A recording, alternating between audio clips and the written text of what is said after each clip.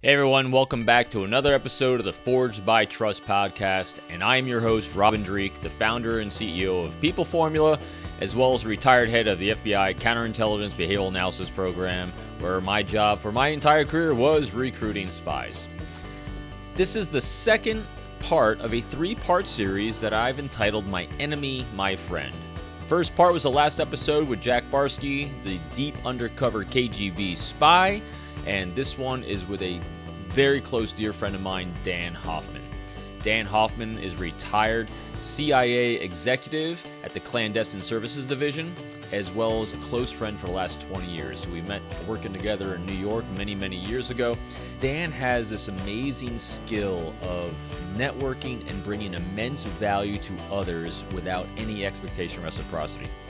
And we're going to get into that during this course of this very short but profound interview. And it's profound because I'm titling this episode, How to Face Every Challenge. This is my second recording of the intro because the first one did not do nearly the justice of this episode. Dan, besides being a retired clandestine services officer, he's also a commentator on Fox News as a geopolitical commentary. And he's got this broad swath of understanding of geopolitical challenges around the world, and we're going to get into some of those, but also his personal journey he's had with his family has been challenging, to say the least. He's going to disclose that challenge in this episode, as well as how he faces it every day, and faces everything in life. It's going to give great context, as well as a great strategy on how you too can move through every single problem and challenge in your life and come out the other side to survive and thrive, because that's what it's really all about. So also, I want to give a shout out to one of the causes that Dan stands for, and that is the Jesse Reese Foundation for Kids Fighting Cancer. You can take a look at their website and hopefully donate at negu.org. That's negu.org. It's a Jesse Reese Foundation. So please sit back, take some notes, and be ready to be moved in a positive way with this amazing story about how you can face every challenge in life. There he is. It's fascinating. I was just adding up the years. We've known each other almost 20 years. Yeah, it's a long time. That is kind of crazy. What's interesting to me, and that's what I kind of covered in the pre-show, and I thought it'd be good to do now. We're doing this three-part series of us troika, the three of us, and we were calling it My Enemy, My Friend, because really the three of us are unlikely allies. When you look at the fact that Jack being a deep cover KGB guy, me being an FBI guy, and you being a CIA guy. And yet, what I really come to realize also is I just published Jack's interview, and I've known you for so long, and we've seen the world together through this optic. And I know that some of the challenges of this tremendous challenges you've been through in the last couple of years. And yet you maintain, and all three of us maintain, a positive outlook on the world. And I really think that goes a long way in being successful in life, because when you don't get emotionally hijacked, you just keep solving problems one after the other. Not good, not bad. It just is. And I think that's the reason why I love that we're doing this three-part series, is because we're going to give knowledge to people in the world, in every sector. One, the tools and techniques that we have to build those connections and forward that trust, but also to give an optic of the world that helps you understand what it is without getting emotionally hijacked, so you can keep solving problems. One of my favorite books I read in the last couple of weeks was Make Your Bed by the retired admiral. And he said, he puts a factual number in there about changing the world. And yeah, you can. I think he said it's about 6 generations to change the world. If you positively impact 10 people in a positive way, and those 10 people impact 10 more, the numbers work out. In about 6 generations, you change the world. And so that's why I really love what we do here, is because if we keep doing this, we're going to keep changing the world for positive. And how do we change the world? We solve problems. We don't get emotionally hijacked. So with that, Dan, welcome to this show. And thanks again for being my friend and fitting us in. And if you could real briefly, you're retired senior CIA clandestine services officer. That's about all there is I really know or can say about it. Anything else you can add to your backgrounds to kind of illuminate people, to kind of give context about, your background and what you can share? Yeah, sure. And thanks for having me. on the podcast, I do think we have a lot to share. So I served decades at the CIA. Before 9/11, I was focused on Russia, and my career took quite a turn after 9/11. And so there I kind of swiveled and served in war zones in the Middle East and South Asia. I was the director of the CIA's Near East Division, which was responsible for the Middle East, North Africa, South Asia. And so I really had a kind of a lengthy career and was able to get overseas to a lot of pretty challenging locations and learned a lot along the way and learned a whole bunch of languages. I learned Estonian, Russian, Finnish, and Urdu. And I really found that one of the keys to understanding others, which is the first thing you want to solve problems, you got to understand the other person is, hey, speak their language. That gives you some capacity to have empathy for the other person. The Russians have a fantastic saying, don't take your own ideas to someone else's monastery. So learn the language, understand the people you're working, and then you can find some common ground. And, I think it's pretty extraordinary to imagine that, CIA, we recruit spies and steal secrets. Some of those spies are Al-Qaeda terrorists. How do you find common ground with an Al-Qaeda terrorist or a Russian intelligence officer? Well, that's how you do it. It's a challenge, but that's what we all strive to do to keep our nation safe. That is such a key critical area you just hit. How do you find common ground with a Russian spy, a terrorist? And I know you've gone through extensive training. I've gone through extensive training. And what I found is you can have all the training in the world, but at your core, there's humanistic things about each of us that make us either more successful or less successful. And hands down, you are one of the best people at forging connections and networking I've ever met my entire life. You inspire people to want to be part of your life because you do this thing, what Bob Berg wrote in the book called The Go-Giver. You bring immense value to relationships without expectation or reciprocity. Now, granted, you ask questions from time to time and you might ask for a favor, but it's never the expectation at the onset. At least that's been my experience with you. I imagine they probably covered things like that. But if you could go a little bit into your background and how you grew up, that gave you, was this nature or nurture in Dan Hoffman that made him this amazing go-giver and forger of this Rolodex that spans the entire globe? Gosh, I don't know. I think I had it in me somewhere. But the one thing I learned at CIA was that when we were faced with the most wickedly complex challenges, the mission was hard. We needed to reach out and just get as much help as we could from our friends, from our colleagues. And that's how I found that you could build a network of trust. Now, for sure, there's nothing like going through getting rocketed or shot at, together to make you really trust your friends, or to go through a crucible where you've got to run some really tricky, challenging recruitment operation. Some of the stuff that you and I did, that builds a lot of trust. We had an overriding mission, you and I, to serve our nation's security. And we put our own egos aside, we put our own interests aside, and we made sure that we accomplished that mission. I found when we could be selfless about things and understood service above self, I think that brings out the best in us. It certainly brought out the best in me and a lot of my colleagues, just focused on getting the job done and whatever we had to do. And if your role was to be on the background and support people, great. The other thing that I would just highlight too is certainly for both of us, we never wore a uniform. I mean, you wore a nicer suit than I, but that's not related to the FBI work you did. It's just that you have better taste than I do. And you could ask my family members about that. But we don't wear a uniform. You can tell who the U.S. military officers are. I'm going to go get on a plane in a few hours, and they board first, and they should. And we can always pick them out. But you and I, we operate with a degree of anonymity, and people don't go to bed at night thinking, boy, I sure hope that, the CIA and the FBI are doing their job to stop China or Russia or stop that terrorist attack or whatever it is. They just expect us to do it. And we don't look for accolades. We just try to get the job done. I think that it's part of the hiring process in the intelligence community, but specifically at CIA and FBI. I think that's what we learned. That's what I learned. I think that's what you learned too over the decades of service. Yeah, no doubt. And so you've traveled all over the world. You've literally focused on all the hot spots. You have a lot of experience with the Middle East, immense experience in China as well. What kind of forms your geopolitical picture right now? Like, how do you come up with, what do you think the current threats are and the emerging threats? How does Dan calculate all that? Yeah, so I mean, I look out over the landscape, and I see all these threats to our national security more now, more complex than ever before. When I used to travel overseas with our then acting director of CIA, Michael Morrell, Michael would tick off all the threats to our national security and then tell everybody the silver lining is there's a lot of job security for all of you who want to carry on doing this work. And so, when I look out at the landscape, and you see North Korea testing ballistic missiles and they've got a massive nuclear program, they look like they're ready to test another nuclear weapon. And you've got Iran weeks away from having a nuclear weapon. And then they've got a ballistic missile capability and they're a state sponsor of terrorism.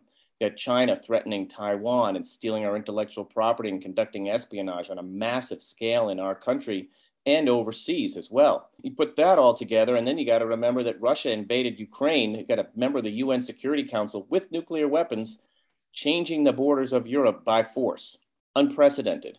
And we've got Ukrainians bravely fighting for liberty, freedom, and democracy, everything enshrined in our Constitution of Bill of Rights. And we are supporting them, but it's just a humanitarian catastrophe. When you look at the death and destruction that the Russian military has rained down on cities, and that, and then climate change, which causes all of these threats to be more serious. If you ask the U.S. military, they're preparing for how climate change impacts their mission, whether it's a base that may be flooded or competition over scarce resources. That's another thing we got to be worried about.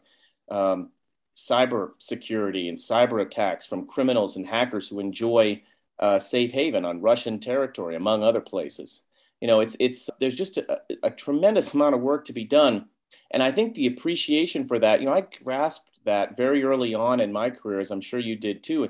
There's just no time for ego. There's no time for anything but get to the job, go do the work, because if we don't do it and we don't do it as one team, then our national security suffers as a result. The thing that gave me the most pleasure, I will tell you, especially when I served in a Middle East war zone, and people can guess where I was, but when we had something hard to do and we would rally all our stakeholders, and it wasn't just CIA, it was US military, it was FBI, LEGAT in country, and we all had something to bring to the table. That was the 360-degree optic, inclusion at its best, respect people's different backgrounds, viewpoints, skills. And then you got a powerful unity of mission. And that's what I learned, like the most formative year of my life in a war zone when I was like 42 years old. Who says you can't learn stuff when you're older? That's what I learned. And that's really what powered me for the remaining decade or so of my CIA career and continues to this day. Dan, seeing when you lay out that landscape for everyone to listen to, and if anyone even flips on the news for about 5 minutes a day, you get all that. Plus, it's easy for me to understand how I stay positive, and I see how you do. So if you're listening to this and you're if you're a person that is making their way through the universe, how do you stay positive? You're like, what can you do with all this information to stay positive in your life and maybe do something to, take care of your kids, take care of your community? I mean, how does that translate into what we can actually do on a daily basis, you think? So I'll tell you a personal experience. I decided to retire in December 2016. My wife was diagnosed with cancer in January 2017. She fought hard and bravely for 4 years and passed away last year, March 15, 2021. And one of the things that I learned through that fight, she was so brave and she fought for every second that she had because she knew she had to get me in a position where I could be a single parent and take care of our kids. There was nothing that I've ever done in my life that was more important than demonstrating to her before she passed away that I could do it. But I kind of divided things into two categories. Simple. Normally I go for things in threes, but I got two for this one. It's just what you can control and what you can't. Yes. And there's a lot of things you can control, and there's a lot of things that you can do. And the things you can't control, for example, my wife got cancer. I can't control that. I can control how we grieve. I can control how we handle ourselves and how we deal with the post-traumatic stress after she passed away. But I also understand there are certain things I just can't control. And I learned that too in a war zone where we're getting rocketed all the time. And you're thinking, well, what can I control? Well, I can find those guys who are launching those rocket attacks at us. That's potentially something we could control, collect intelligence on them, find them, fix them, and shut them down. But there are other things you just can't control. A sandstorm that kept you grounded for a day. Well, okay, that's the way it goes. And there's a bit of arbitrariness about life. My wife didn't deserve to get cancer. She didn't smoke. She didn't drink. She led a very healthy lifestyle. She didn't even make it to 42. Never saw our kids get to their teenage years. And I could be, I'm sad about that and I grieve about it. But at the same time, I don't let it take over everything that I'm trying to do for my kids. And I try to focus on the things I can control, the things I can do for my children. We remember my wife. Yesterday was Mother's Day, and we went out for a big brunch together, and we had her favorite food, which my younger son likes, and a lot of sweets and treats and things that she would have liked. And we remember her, and we try to honor her memory, the best we can by being the best people we can be. And I'll just tell you, I tell my kids, we try to do three things every day. Something for our hearts, we love each other. Something for our minds, where we learn things. And then something for our bodies. That means eat right, sleep right, and get a whole lot of exercise. So when you put your head to the pillow at night, you're asleep. And if we get those things every day, it's a good day. Duh, that is... Dan, out of all the interviews I've done, that is probably the most striking. I've known your story about this, and I didn't even know we were going to talk about, your wife's passing, but it is so relevant, because people think of folks like us with the background and, intelligence and Jack and everything. And I started out by talking about staying positive, and what you just described is the only way you can go through life and, I think, thrive. And that is, you're never a victim. You identify those two piles, what you can control and what you can't control. And the stuff you can control, you just ask yourself, what am I going to do about it? You laid it out so perfectly. And for those listening, please also stay tuned and subscribe to the podcast, because Dan and I are going to be doing another episode at some point where we're going to actually do a fundraiser that his son wants to do in honor of his wife, so that we can take up a collection and help those that are surviving and comfort them. So I love that. So stay tuned for that. But Dan, it is a great way to go through life, because that is a healthy way to go through life. And that really serves in any line of work you're going into. We applied it to the world of protecting the national security of the United States and our NATO allies. How does that translate? How does someone, because you work with a lot of companies on the outside now, how does that translate to working with them? I'll tell you, the first thing that came to mind, honestly, was way back when I was a swim coach. So I'll just tell that story real quick. I was in like my early 20s, and I'm coaching a bunch of kids in swimming during the year and in the summer. And one of the most important lessons I think that I was able to teach the kid, and I was, 21, 22 years old, and some of them were only 5 or 6 years younger than I was. But I used to tell them, like, no excuses. We go out and we do our best. And if you did your best, even if you didn't win your race, you can say, I did my best. And that's the key to getting better down the road. But it's all about like holding yourself accountable. Don't make excuses for stuff. I didn't sleep well last night. I'm sore, didn't eat quite. Forget all that stuff. Just show up and do your best. And you might surprise yourself. And I had this one swimmer I will never forget who, she lost 3 races in a row to a very good swimmer. And she was accustomed to winning every single time, because frankly, our summer team, our league we were not in the best league. And she was an exceptional swimmer. She lost 3 in a row.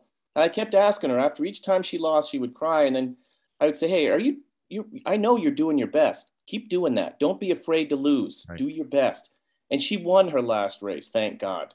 But it was a great lesson, because she was swimming fast and succeeding, with good times. But she learned, like, don't make excuses. And I think, when I talk to companies, particularly about cybersecurity, I always focus on, like, own it. One of the big parts of cybersecurity, as one of your FBI senior agent colleagues, Don Fries, used to like to say, who ran the cyber unit there at FBI, it's the skin behind the keyboard. It's somebody on the other side there trying to hack into our systems. And the way we lose most of our proprietary information in the business world, through cyber hacking, it's insider threat. It's trusted individuals with access to systems and facilities who either wittingly or unwittingly get turned and provide information they shouldn't be.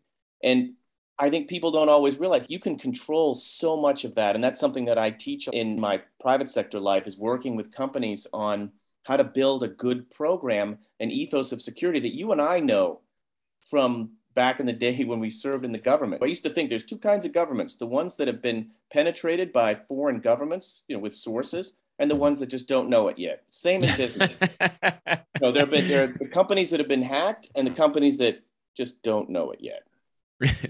Absolutely. Dan, again, that was the most impactful bunch of information that I think is a great prelude to what we're going to be chatting about on our final episode with Jack. And I hope everyone tunes in for that, because again, it's the most unlikely of three people coming together with a non-victim mentality of looking at the world and the state of the nation and what are you going to do about it?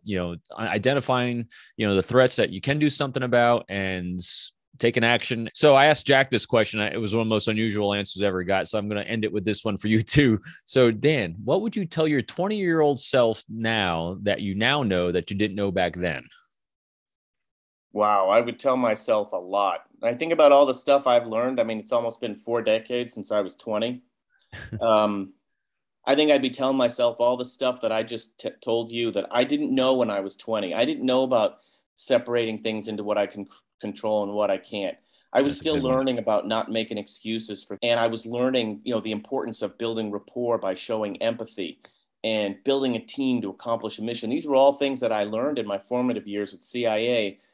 I think if I'd known more of that, and if I'd read some books of some of the great leaders who exhibited those traits, I probably would have been better off. But something, we all learn from the massive number of mistakes we make. And that's another thing is that I always learned through sports and at work is we're all fallible. We make mistakes. The importance is just to learn from them and to show up a little bit better the next time. I think that sports teaches that as well as anything ever could. But, when I was trying to recruit a Russian, I might take 500 shots at recruiting a Russian. You probably had a better batting average than I did. I don't think so. It's a rough game. Maybe I'm 1 for 500. Well, that's okay. I learned, even though I didn't get to the top of the mountain, I learned enough to get to the top of the mountain. And that, I think, is something, maybe you only learn that, through a lot of sweat and a lot of hard work. But, I think I would tell myself, my 20-year-old self, stay with it.